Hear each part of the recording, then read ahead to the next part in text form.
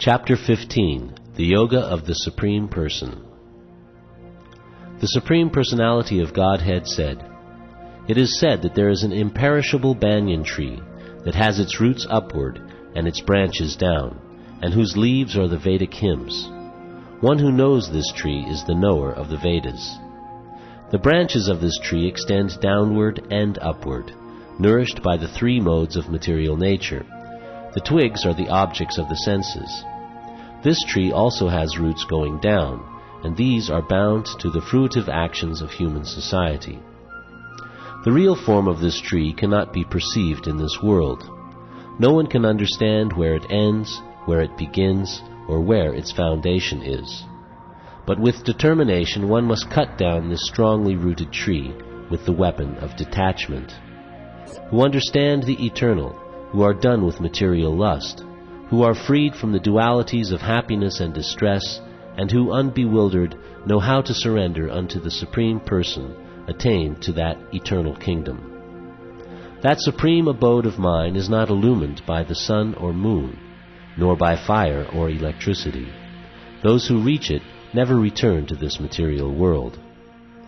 The living entities in this conditioned world are my eternal fragmental parts.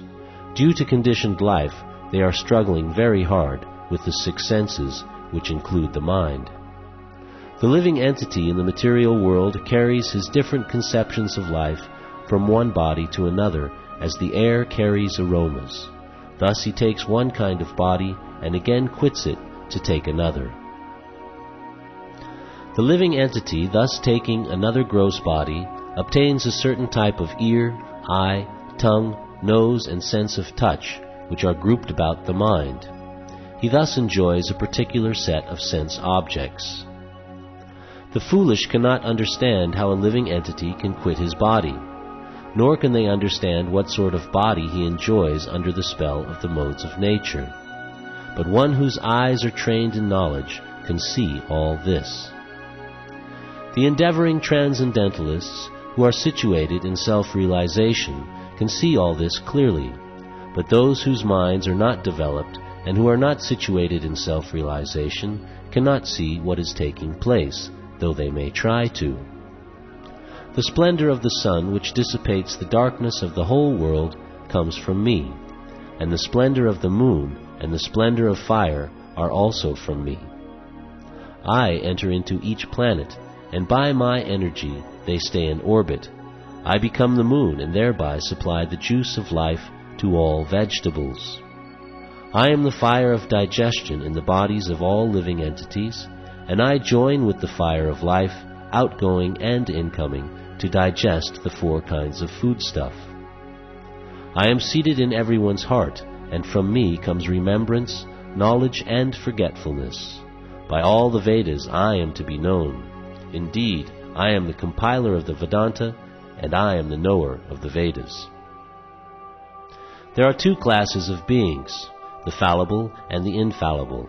In the material world, every living entity is fallible, and in the spiritual world, every living entity is called infallible.